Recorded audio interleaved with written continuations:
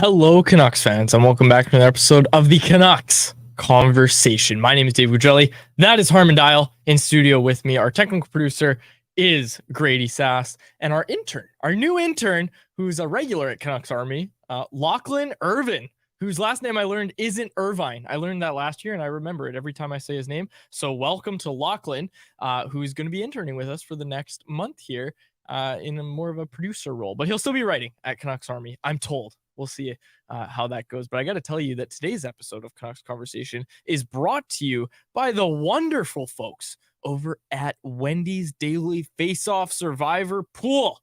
Shots on goal, goals against average, and points per game can make or break your week. But don't overlook the new stat, BPMM.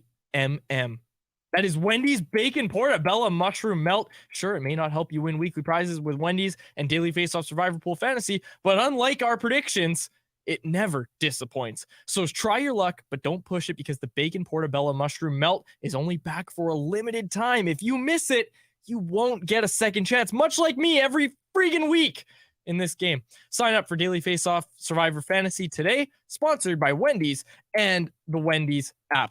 It's Monday, which means I have to make my picks. I have not made them yet, but I'm going to. And of course, I will tell everybody what my picks end up being because usually I'm out by Wednesday, but it's Monday, which means Tuesday. I'm still in the game. Stop giving yourself that much credit. That's true. That's true. But what I mean, Harmon, thank you for that, by the way.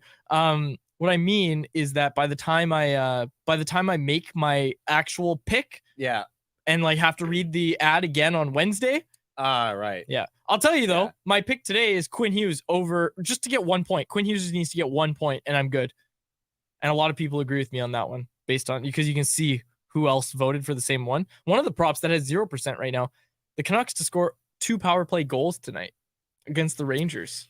Well, here's the thing. You making it to Wednesday in this game is like the Leafs getting out of the first round of the playoffs. It's like, wow, this big occasion, but you've only won one round. There are a lot more rounds you need to win.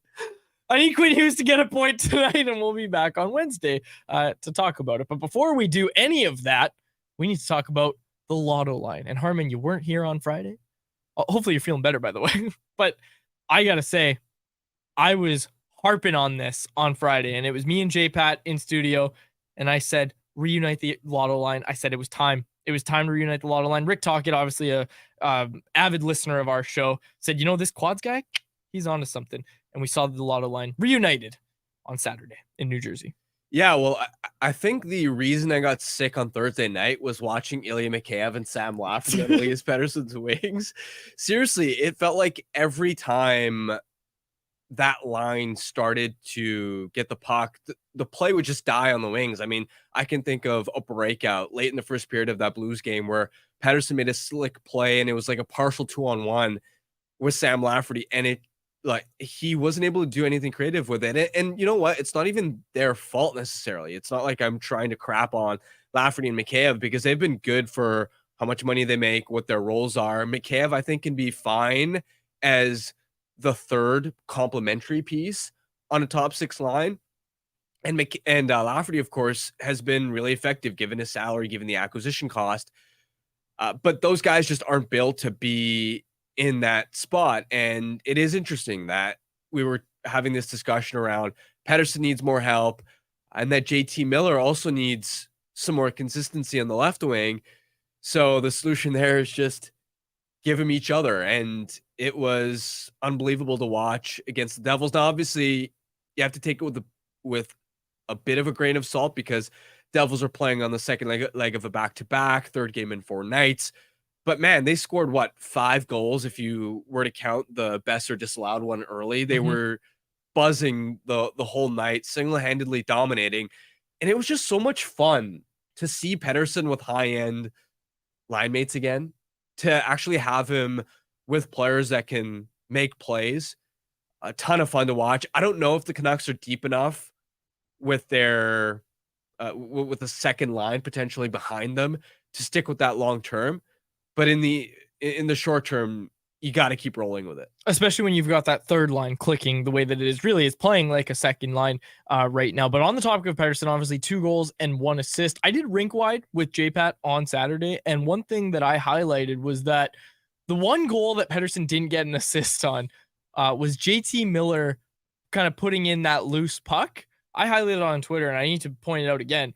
He should have gotten an assist because he was boxing out the defenseman and allowed Miller to get to that loose puck. And that's just a smart play by a smart player. And hey, for JT Miller too, to be going hard to the net, right? Like Pettersson needs to be playing with these guys who, look, he's making them better, obviously.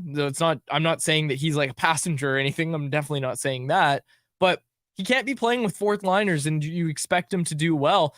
Look, seeing him with the Lotto Line was great. I just wonder how sustainable it really is when you go into, matchups like the one against the Rangers. When you play those teams that are going to be able to keep coming at you because they have 4 really good lines.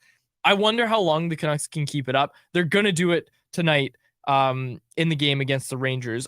Quickly before we move on to the Rangers conversation, I want to highlight this. Thatcher Demko, not his best night, 840 save percentage on the night. I've been doing some thinking. And on Rinkwide, I said I wanted to see Casey DeSmith start this game against the Rangers because I think DeSmith's been playing well enough that you got to keep him fresh. And while that's true, he's going to get the game against the Islanders. Demko starts tonight against the Rangers. I'm wondering now if we're starting to see some rust from Thatcher Demko, if that might be it. If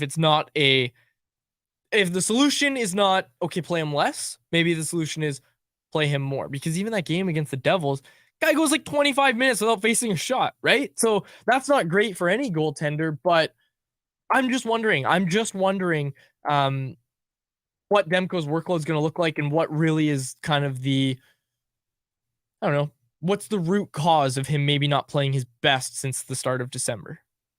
Yeah, I'm not sure what the cause is, but you're absolutely right in the sense that, it was a nervous third period and there were points there where you're like, man, are they really going to blow this lead? But for most of the night, even with the context that the Devils are a tired team, I thought that was such a smothering, dominant two-way performance. And really the only blemish there was that they didn't cover the weak side point on a couple of occasions on shots that Demko normally saves. So yeah, you typically expect better from him. And it's just nice to finally have a game where you don't have the best goaltending, but the team in front plays so well that you're able to win regardless. Because oftentimes with this team, especially in years past, not so much this year, you have countless games where it's the opposite, where the team in front isn't playing very well and the goaltender has to bail you out. This felt like the opposite, which is kind of rare.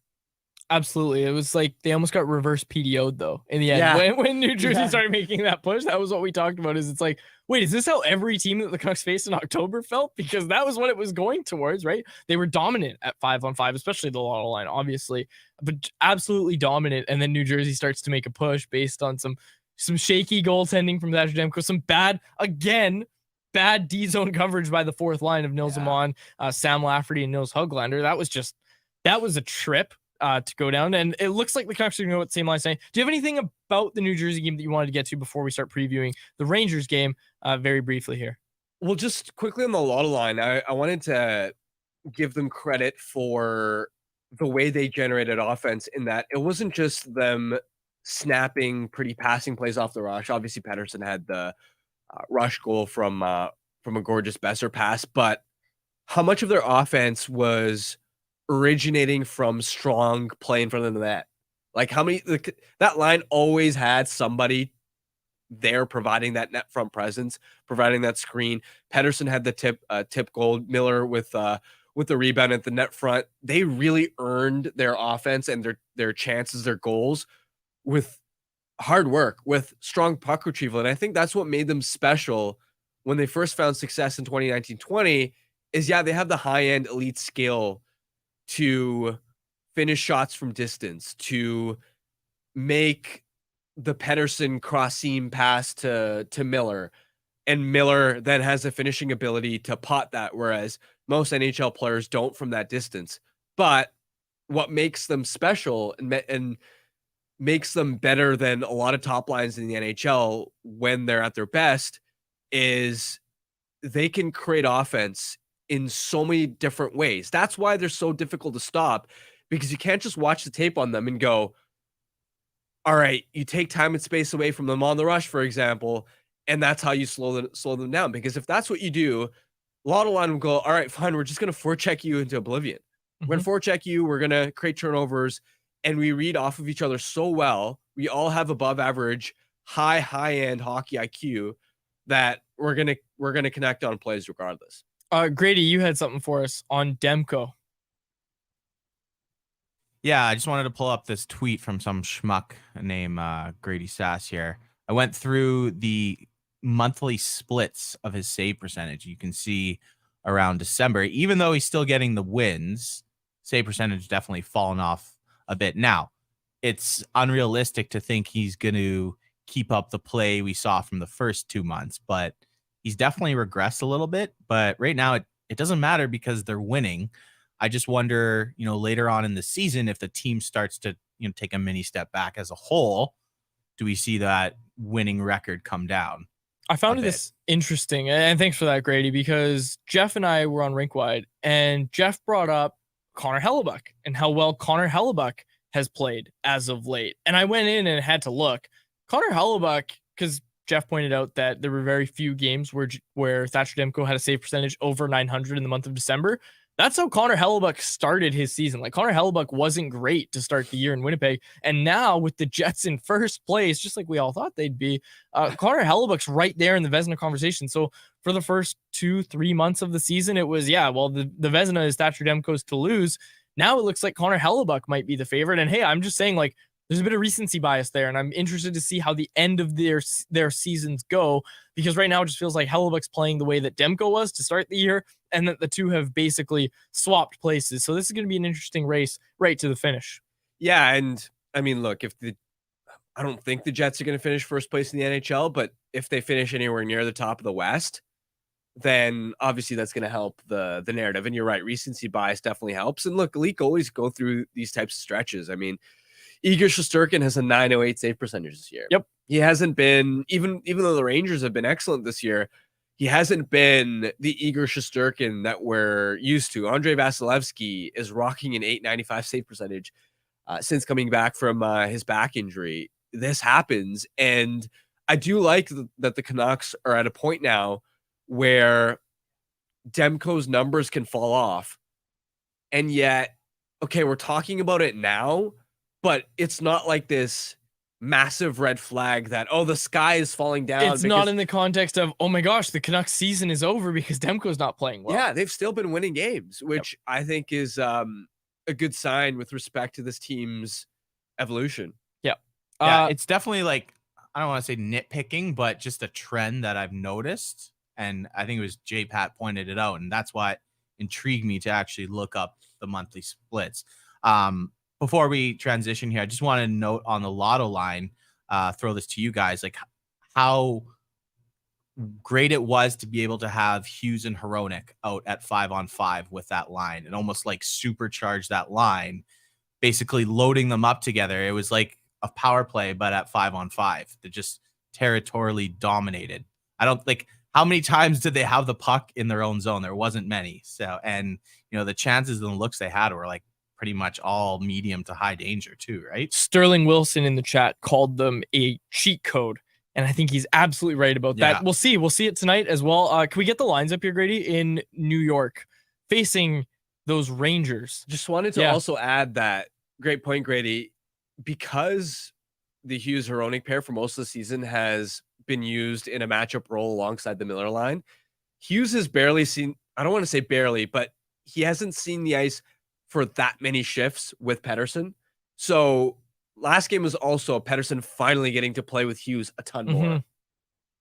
That's a good point. And like Grady said, it's like a power play.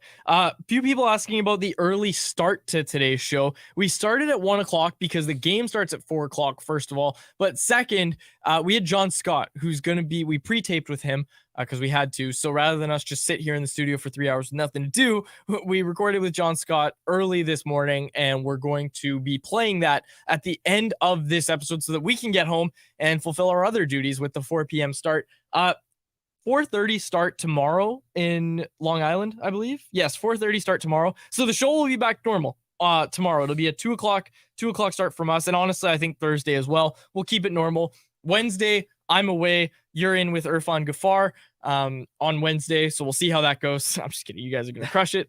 And then Thursday is obviously another 4 p.m. start, but we will be starting that show at 2 p.m. This is just an anomaly. We started today's show at 1 p.m. It won't happen again, folks. I know a lot of people were asking about it. Some people were surprised that we were there. So I just wanted to clarify that. And Sniper said that my explanation made sense. So with that, let's take a look at these lines that the Canucks will go with at MSG on Monday, courtesy of our pal, Thomas Drance.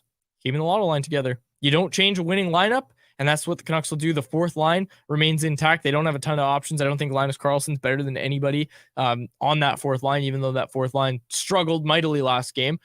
Nikita Zadorov returns to the Canucks lineup after being out day-to-day with something bothering him. Ian Cole is his partner, moves over to the right side.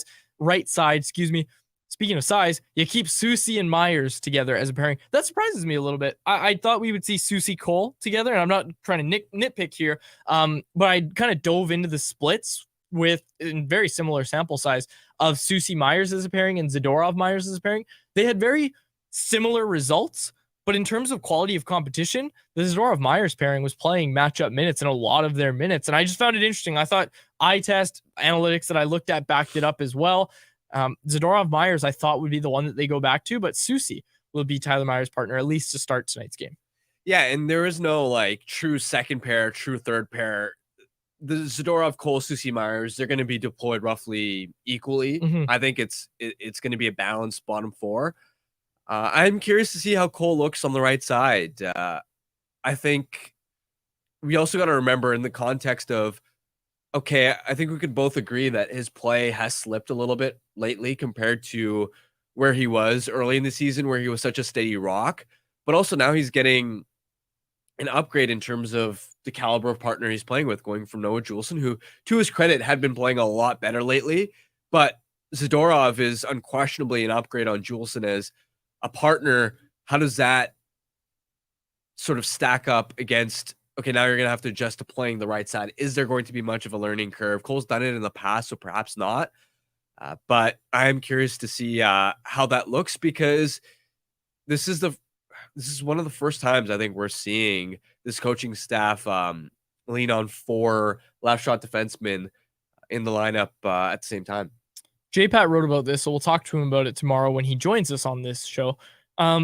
He wrote about, in Patterson's point this weekend, he wrote about giving Ian Cole and Tyler Myers maybe some rest by getting Noah Juulsen back in the lineup. And kind of one thing he highlighted is that ultimately these games don't matter. You want Ian Cole fresh for the playoffs. You want Tyler Myers fresh for the playoffs. Really, Ian Cole is the one I really focus on there, especially since he's going to be playing the right side tonight.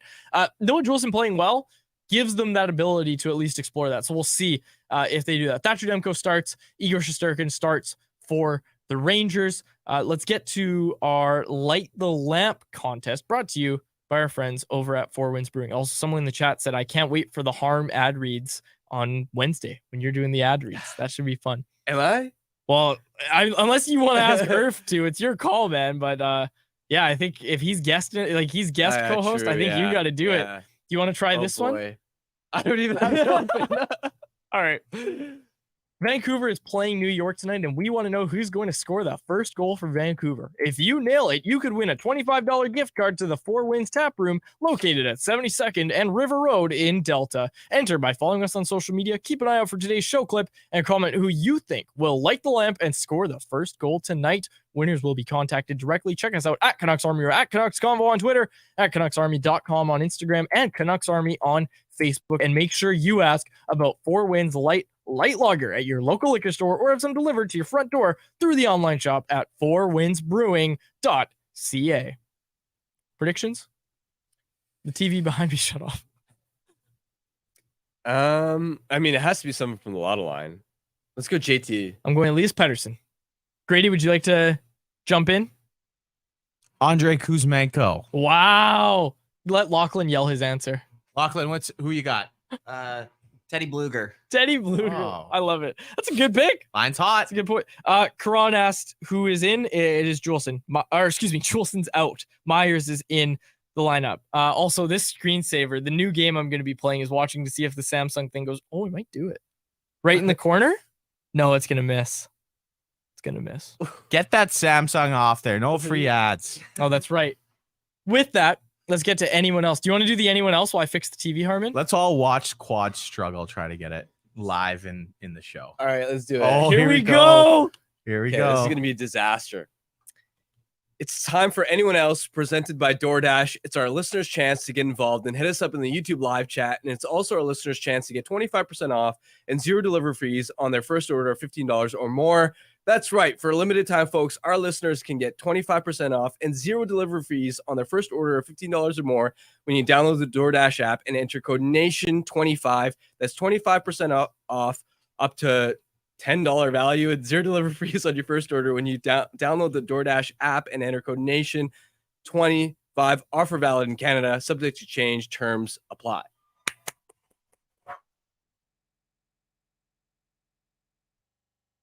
What a fantastic job. Well done. You're going to be just fine. Jordan flu game. Crowd. Jordan flu game. I love it. Karan, you getting some feedback? A lot of people said ding dong. Karan said not terrible, Harm. So there you go. That's your starting point. Not terrible. Not terrible, and that's all we need. You just got to get it out there. You got to get it out there. Only up from here. That's right. Okay, let's get to some anyone else's. And Lachlan or Grady, if you guys have one, feel free to bring one up. Mine, we're starting in the East as we must, because Toronto, come on, center of the hockey world. William Nylander signs a contract today. Is anyone else wondering how this affects Elias Pettersson's contract negotiations with the Canucks? We had John Scott on. We're going to get to him at the end of the episode, so you can listen to that. We talked to him about Nylander, and like John said it, if Nylander's getting 11.5 and a full no move clause and all that stuff in his contract, Pettersson's looking at 12.5 at the minimum. Oh, yeah. And I mean, we kind of knew that, but one thing that we all are kind of waiting for, and I know Elias Pettersson was also waiting for this, was, okay, let's see what happens when Nylander signs. Like, let's see what Nylander signs for, because it's like Ray Ferraro tweeted this out today. His agent used to tell him that be happy with what you get and don't look at what the next guy gets, because he's going to get more than you. And if Elias Pettersson is the next guy and he's going to be playing center, he's going to get more than William Nylander, who, for people that don't know, 8 years, 11/5. Yeah, and before this season, a better statistical profile than the Nylander as well. So yeah, there's I think there's little doubt about that in my mind. A lot of feedback in the chat about your ad read. This is interesting. People want you to lose yourself in the moment a little bit. But Harmon was reading. He had to read it. I read it too. So I don't know. Be nice to Harmon when he's doing the ad reads on Wednesday. You got to do the Wendy's Daily Face-Off. I'll tell you. I'll text you how I'm doing on that. Okay, so Nylander with Pettersson, we know how it affects it. It just basically means we know he's now getting at the very least, $12 million annually. It's too bad. If only the Leafs core four was as resilient in the playoffs as they were in contract negotiations. Holy cow. They fight for every penny, man. Like every penny. They just got and not just every penny, they get overpaid. I mean, Nylander's probably going to be fine, but I like him a lot as a player. And to his credit, he is one of the only core players that has actually stepped up in the playoffs. But man, those guys get paid a ton of money and handily win all their contract negotiations, only for them to fall asleep in the playoffs. I will say the last Nylander's last contract was pretty good value at 6.9, but he wasn't the player he was the last few years when he signed that contract. But he also held out until he missed a big chunk. He was like final day. It was like November 30th. Yeah. And then December 1st was the deadline. So who are they punting over? Is it Tavares or is it Marner? Well, like this offseason, you mean? Could be. Bertuzzi, Domi. Yeah, they're just losing all their depth. Yeah. You get Bobby McMahon on your fourth line. Who the hell is Bob? Exactly. Okay, this one from Karan. Do they change up the fourth line after the New Jersey game? A couple times it was poor coverage from them that led to the New Jersey goals. We touched on that a little earlier. They won't be changing the line, but like if they do, who do you get on that line? Because I don't think Linus Karlsson makes them better defensively. No. Like I don't think they have many options. Put Noah Juleson on that line. I'm not even joking. I'm not doing a bit. Put Noah Juleson on that line. Stop. Why? Why not? You wouldn't want Noah Juleson over like Nils Amon? Get Sam Lafferty to play center? No. All right. All right. Look, does anyone else? There's no wrong answers. All right. Not many anyone I'm else's. floored. The 1 p.m. start really threw people off. Grady, you said you have one? Yeah, this is for Harm. Thank God. Harm, how much will the Canucks miss Noah Juleson on the PK? I was looking at his numbers a while back. He was one of the top penalty killers in terms of scoring chances against, shot attempts, regular shots against. I thought he really settled into a nice role, especially on the PK. You saw the amount of pucks he was eating and kind of like boxing guys out in front of the net. They got guys to kind of take over that role, but will they be as good as Juleson was in the last little bit? Yeah, he's been a legitimate asset on the PK. You mentioned it, how fearlessly he gets into shooting lanes. He's in agony at least once or twice every game, it feels like, because of those blocks. And his underlying profile is stellar shorthanded. So that's, I think, part of the reason why, as you were referencing what J-Pat mentioned, it probably should be a bit of a rotating cast in terms of it shouldn't just be Juleson sitting in the press box forever until there's another injury, that there should be an element of load management. And if you want to give anybody else a night off, like for instance, Zadorov is a great example. He probably would have continued playing if Susie wasn't ready to return, but because Susie's returning and Juleson's been playing well, you can say, well, okay, we have the luxury of giving Zadorov an extra couple days to make sure that he's 110% healthy. So I think that would be great to implement, especially with Ian Cole, because I look at him as an important sort of X factor for the bottom four heading into the playoffs. Because if he plays the way he did in the first 20 games, for instance, that this Canucks blue line is all of a sudden solid. I feel a lot more confident about it compared to maybe the last month or so. It's not that he's played that badly or that he's been a liability, but we have seen slips where, okay, his foot speed gets exposed here and there. The occasional turnovers just hasn't been quite up to the level that he was early in the season. And again, you have to keep in mind, through the first 20 games or so before the Zadorov acquisition, he was averaging a career high ice time at the age of 34. So it's no wonder that his play did slip a little bit, especially because it was a road heavy trips out east type schedule to start the year. So I mean, Juleson should be working his way into the lineup, even if this blue line stays healthy, which honestly, 2 months ago, I could never have imagined. Yeah, I was going to say, like, imagine going back a few months and, proposing that question out. People would look like you're crazy. This guy should be in the AHL. Let me give you my actual take.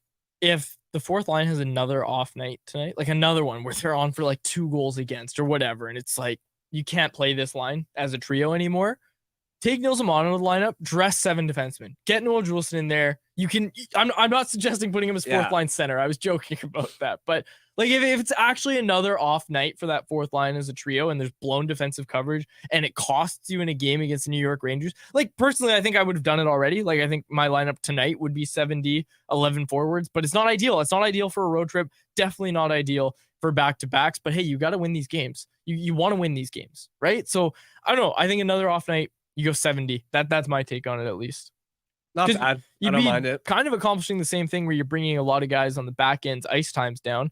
Again, you're accomplishing the opposite with the forward group, but how much better do you feel about your 3 lines if, okay, Andrei Kuzmenko's not going? Boom, Nils Höglander's on the second line. Mikheyev's not able to finish? Okay, Höglander's on the second line. Who would you be double shifting to play with presumably Lafferty and Höglander? Yeah, that's a good question. Like, I would say Pia Suter, right? Because I think you want Teddy Bluger to stay on that third line and you don't want to bring up his minutes, but I think Pia Suter's shown enough that he could be that guy to be the double shift. Like, again, when we talk about the Lotto line and how long it can last, the first question is, okay, well, how long can Pia Suter be as good as he was last week? Like, he was great last week for the Vancouver Canucks. How long can that last, right? He's only had 1 game as a second line center behind the Lotto line. I thought he did fine, but how long can that last? I don't know. But if you're asking me to flesh out this idea, yeah, P.S. Suter's getting double shifted. Not a terrible idea by any stretch. Okay, Jeremy Lee asked, what are your thoughts about the recent rumors on Jordan Greenway? This was in The Athletic with Drance and Dollywall about Jordan Greenway, the Canucks being interested in the big Buffalo Sabres forward, who I believe makes $3 million annually.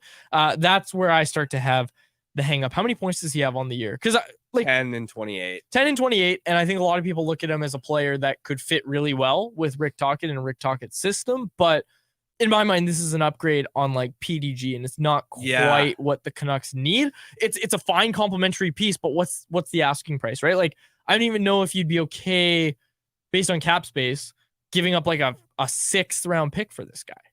Yeah, I'm not the biggest Greenway fan personally. He did have, when he was in Minnesota, a lot of success playing on a matchup line with Eriksson Ek and I believe it was Marcus Foligno. And those are the years where I'm looking at it now. He picked up 32 points in 56 games in that shortened 2021 season. The year after, 27 points in 62 games. But last 2 seasons, the offense has fallen off a cliff. He's been producing at like a 4th line rate. He's an interesting player because you watch him and you go, all right, he's 6'6". He can skate pretty well. He's an asset on the penalty kill. And yet he's one of those players that doesn't always play his size. Right, you'd expect a guy with that type of profile to be really physical, be in guys' faces. He's not that on a consistent enough basis, and inconsistent is the best way to describe him. And so when I look at Greenway, and keep in mind he's signed beyond this season, so you'd be making that type of. It's not just we're loading up some depth for a playoff run. That's precious cap space for next season, and I don't know. I look at the bottom 6 right now.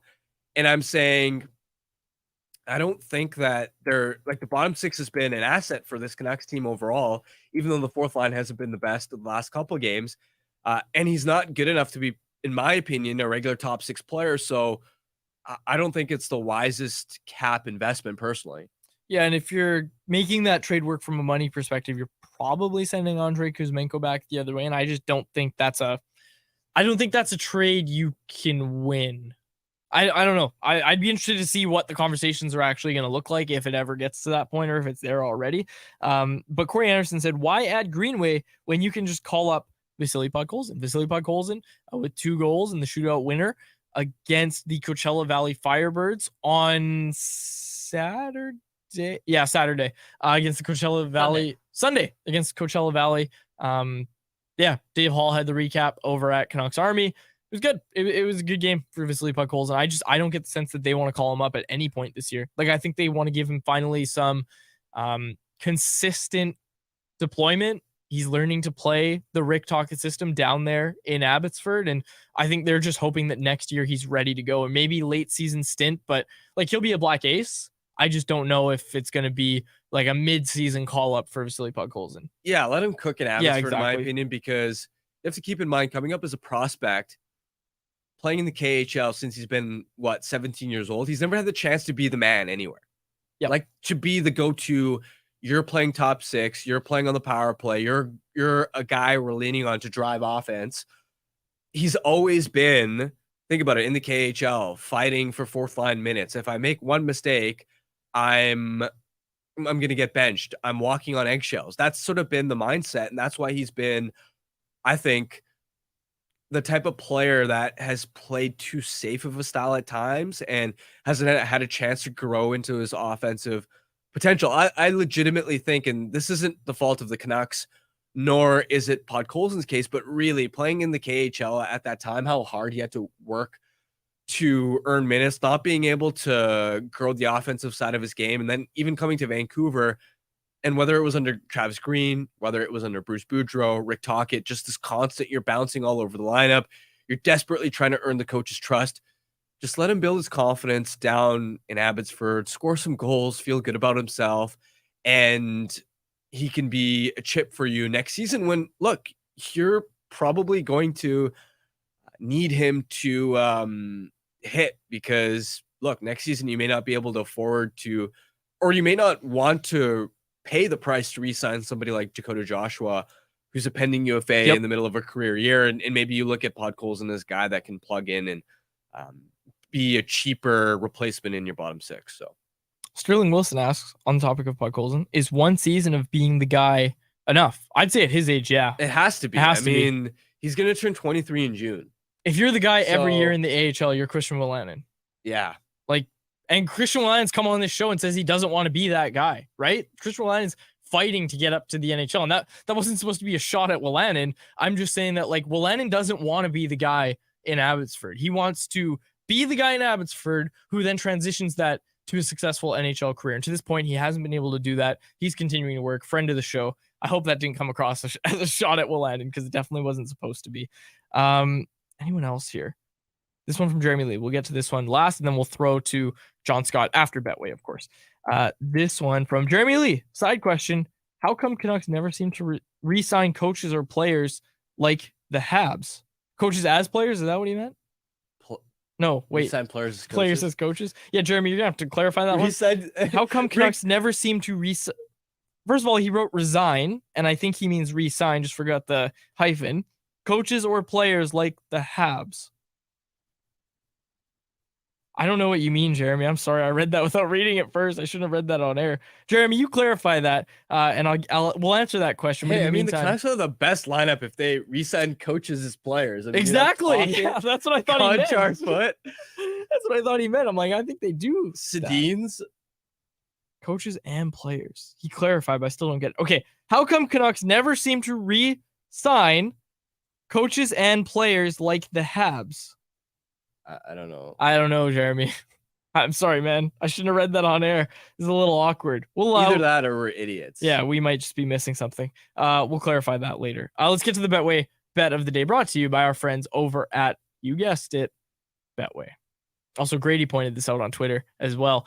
The Lekir-Mackey bet that I threw out like 2 weeks ago, it hit. He was the leading goal scorer. And someone tweeted at me. I'm sorry, I forgot should have had the name ready to go. But someone tweeted at me and they were like, I won. And they put like 50 on it and returned like 1,200 or something crazy. So that was pretty cool. Oh yeah, Lachlan had something for us. Lachlan, what do you got for us? Okay, so this is based kind of on a question I answered on our Monday mailbag over at Canucks Army. Go check it out. If you're, in terms of looking at the top six, there's been a lot of talk about trying to add a player to that mix. If you are the Canucks right now, are you prioritizing bringing in a center to keep the Lotto line together, or are you prioritizing a winger to keep Pettersson and Miller with separate line mates? I've said this in recent weeks and I'm sticking with it. Centers give you so much more flexibility. Elias Lindholm, bring him home, Jimmy. Bring him home. Yeah, I wouldn't have a preference either. I think you're just looking for the type of top six forward that makes the most sense in terms of acquisition cost, contract. You maybe look at potential fit beyond this season. I wouldn't have a strong preference that, it has to be a winger, or, I really want it to be a center. I really want it to be a center. Elias Lindholm specifically. Okay, let's get to the Betway bet of the day, brought to you by our friends at Betway. Pull it up. There it is. Vancouver Canucks to win on the money line. Simple. A $10 bet at plus 120 odds returns you $22 over at Betway. Must be 19 plus to play. If you choose to play, please play responsibly. All right. We have John Scott. We pre-recorded with him this morning, so we're going to throw to that. You won't hear from us after, so I'm going to thank you right now, folks. It was a great interview. Stick around, listen to it, but we got to get out of here. For Harmon Dial, Grady Sass, and Lachlan Irvin, my name is Dave Gugelli. Thank you so much for listening to the episode of the Canucks Conversation. Here is John Scott. All right, guys, very pleased to be joined now by John Scott, who is brought to you by our friends over at Greta, the home of our electric watch parties. Greta is Canucks Army's spot to catch the game throughout the season, playoffs, and also our place to chill in the offseason. Let's get to him now. Former NHL All-Star John Scott, the host of the Drop in the Gloves podcast, part of the Nation Network family of podcasts. John, thanks so much for taking the time today. How you doing? I'm doing great, guys. Thanks for having me. Yeah, so our listeners who have listened to our last episode know exactly why we had you on, and I gave you a little briefing as well that on our last episode, the topic of player safety in the NHL came up, and I just started basically parroting what you said on one of your recent episodes of Drop in the Gloves, because I found it so interesting, and then I said on air, we should just have John Scott on the show, and 2 days later, we have you on the show. So let's start there. We've seen stuff with Nick Cousins since that episode of Dropping the Gloves came out that I'm referring to, but it was in the context of Dylan Larkin talking about how he doesn't feel safe and how he has talked to players around the league who feel the same way. Your take on player safety right now in the NHL? Well, I think it's a moving target for a lot of players, and there's no consistency, and players don't know where the league stands, especially the player safety side, George Peros, where at any given night you could have the same hit in 3 different games and they could get 3 different suspensions. It could be 2-minute penalties in one game, it could be 5 in a game in another game, and it could be just nothing in another game. So I think where players are coming from, they're just frustrated because there's no consistency to anything nowadays. A hit from behind could, like I said, be anything. And the players just want to know, okay, if I do this, I get this amount of games, I get this amount of penalties, and this is the penalty for that action. And right now, like, nobody knows. You could elbow a guy and get 10 games or get nothing. So I think the players are frustrated. And when that happens, you see the rats of the world, they take advantage of that because they know if they do something, well, maybe I might get 1 game, maybe I might get 10 games, maybe I might get jumped, and then they get a penalty. And then we get the advantage. So those guys are taking advantage of the situation of just the complete unknown that the NHL has kind of facilitated by not hammering people when they should. So with the context of all that, like, how does the league address this? Because look, I again, like I said, I listened to that episode of Dropping the Gloves and I found it really interesting when you brought up, the clutching and grabbing rules and the hooking penalties and how the league kind of got that out of the game. Like, what's your proposition there? Well, like I said, I was a part of the institution of all those rules, and I hated them at first because I just went to the penalty box all the time in the preseason because the refs just called it like crazy. You touch a guy, you're going in for 2 for hooking or slashing or interference or whatever it was. It took me a couple months to get used to the new rules, and then I knew how to play the game. Nowadays, I think the NHL should just come out and say, if you're really trying to get rid of these hits. So I think that's the first thing. If you really want to get rid of these dangerous plays, the hits to the head, the dangerous areas around the boards, 2 feet from the boards, you have to say, if you hit anybody on the numbers, regardless of how fast you're going, regardless if he's injured, you're getting a 3-game suspension, whatever the number is, but you're getting suspended. If you high stick someone in the face, regardless of the situation, you're getting a game, or you're getting a 2-minute penalty, or you're getting fined. There has to be some set standard, and then you have to make sure the refs just do it across the board for the first year and say, we're just going to go all in, and we're giving everybody suspensions for this. So there has to be that kind of push for it, and there hasn't been. That's why the refs are just, every ref has a different personality, but when you mention how they got rid of hooking and this and that, all the refs were mandated by Bettman. He said, you're calling this, and you're calling it over the top. And we learned pretty quick because you don't want to penalize your team. So I think that's what it's going to take to get rid of these hits. Because right now, you guys, it's just, I have no idea. You see a hit and you go, well, maybe it's 2, maybe it's 5, maybe it's, 5 games. You just don't know on a night in, night out basis.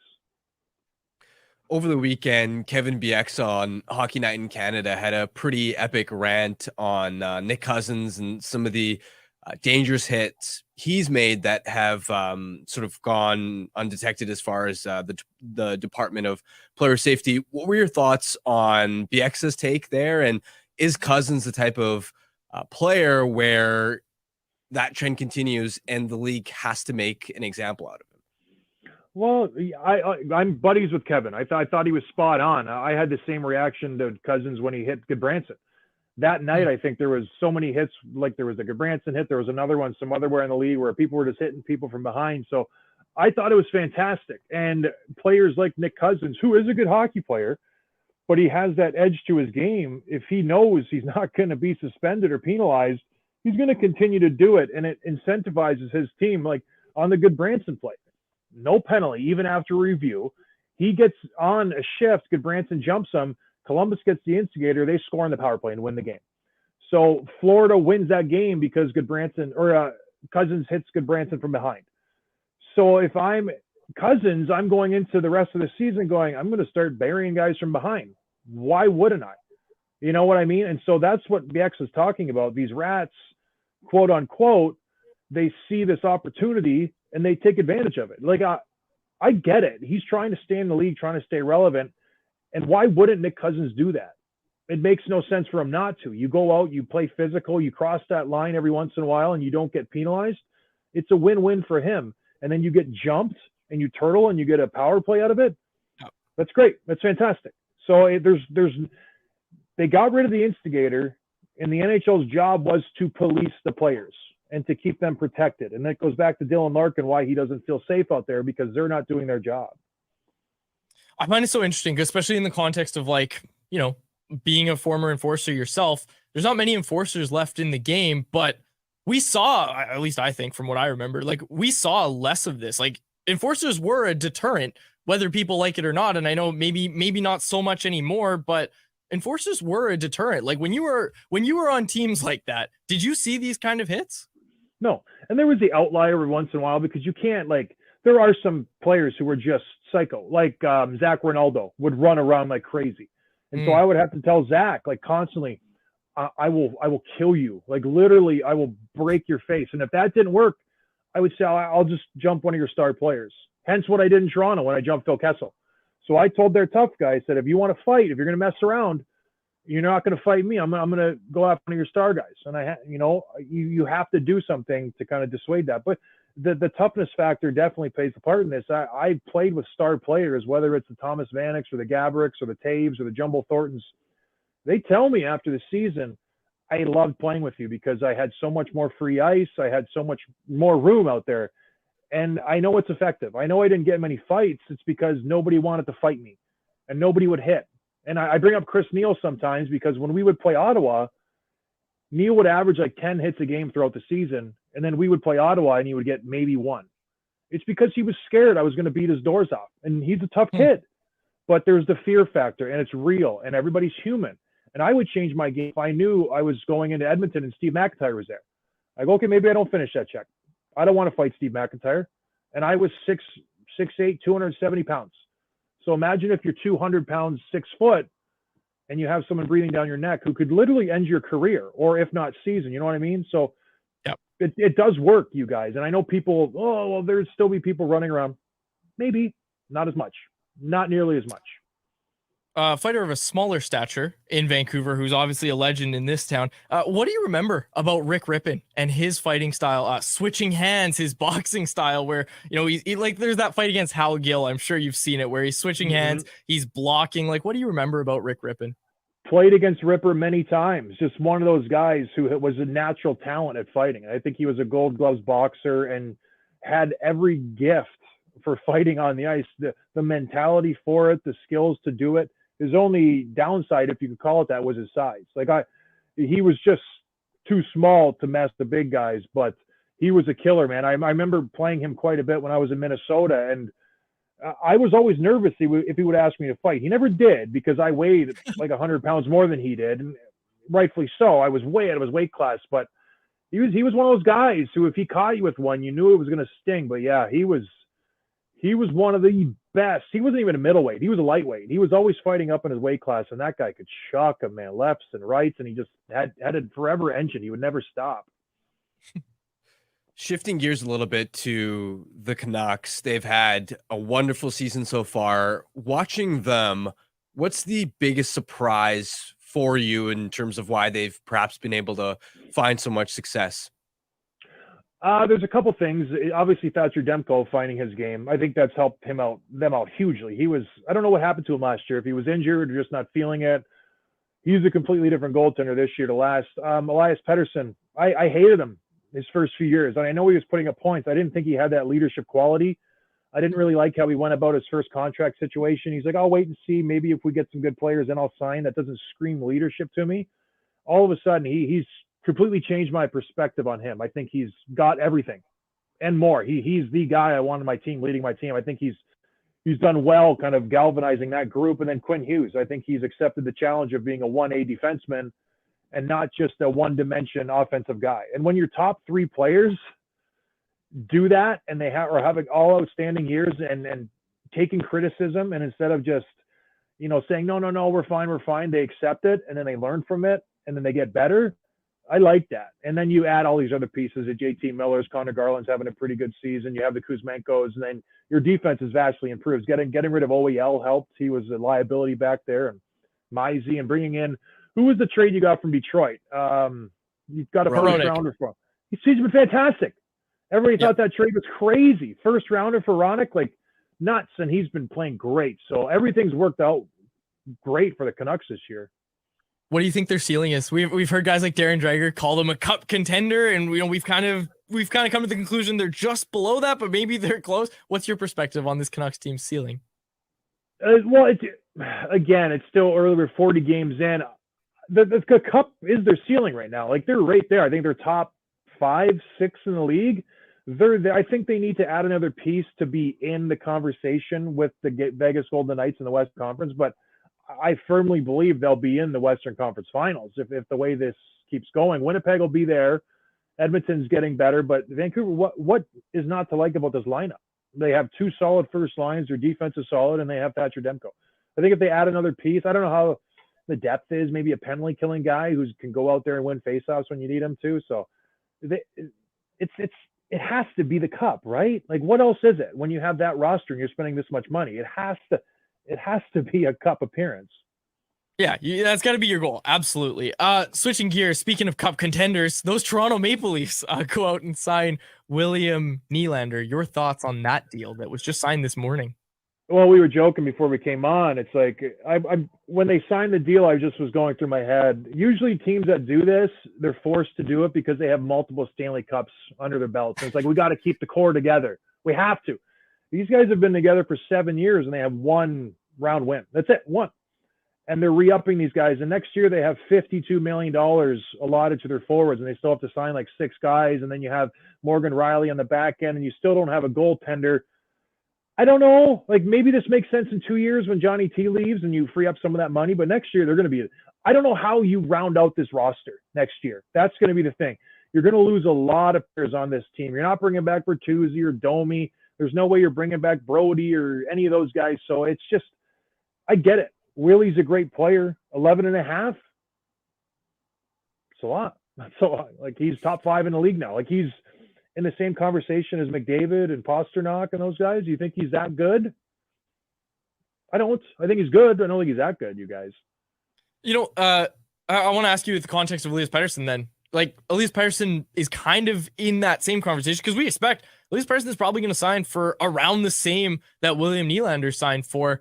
Like, where's he in that conversation? I think he goes for more than 11.5. When you figure even just the recent history, Willie Nylander, his career high is 87. Pettersson had 102 last year. This year he's going to get 100 again. So if you think he's signing for 11.5, you guys, you're dreaming. He's getting 12.5, I think. So yeah. He's a young kid. He was a high draft pick by the Canucks, and he's a big dude. I think his number is 12, if not higher, for 8 years. Yep. And do the Canucks pay that? They have to. So I think he's a proven stud, and you have to keep this guy. So wouldn't surprise me if he gets 12.5. Recently, the first picks for the NHL All-Star Game were announced, and I thought it was interesting. Seattle posted a video. I don't know if you saw. Dave Haxtell was giving Oliver Bjorkstrand the news that he'd be Seattle's representative and that he'd have to cancel his family plans. And it's pretty interesting because Bjorkstrand was just like, oh, okay, didn't seem thrilled about going to Toronto. How do you think most players feel about going to the All-Star Game? Is it a bit of a drag in that you miss out on a vacation? Do players, because you're all together, sort of make the most out of that weekend? How do you think star players feel about All-Star Weekend? Well, I would figure you'd be excited if it's your first or second or third times. Like Ovi has just declined. Like he just said, I'm not going. I don't care how many votes I get. But it becomes old after a while for these star guys. I was around a few who just didn't want to go. But listen, I don't know if you guys know, I was an all-star for 1 year.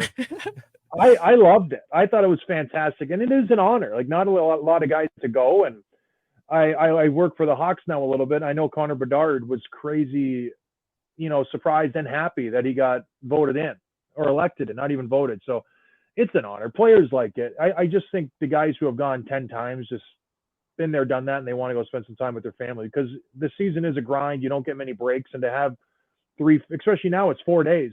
So you have a long break with your family. You can go and relax. I think they'd rather do that than go do all the cameras and all the media stuff at the All-Star Game. Fair enough. Fair enough. John, thanks so much for doing this. We really appreciate your time today. And yeah, plug anything you want. People got to go check out, obviously, Dropping the Gloves. But anything else you're working on that you want the people to check out? Nope. Nothing. Right on. I'm so Right on. I don't like plugging myself, you guys. You're doing a great job. Keep watching Canucks Conversation. It's fantastic. Yeah. There you go. Thanks, John. Appreciate it. All right, fellas. We'll see ya. Canucks Conversation with Harmon and Quads every weekday at 2 p.m. Be sure to check it out on the Canucks Army YouTube channel. And if you missed it, go check it out on your favorite podcast catcher app.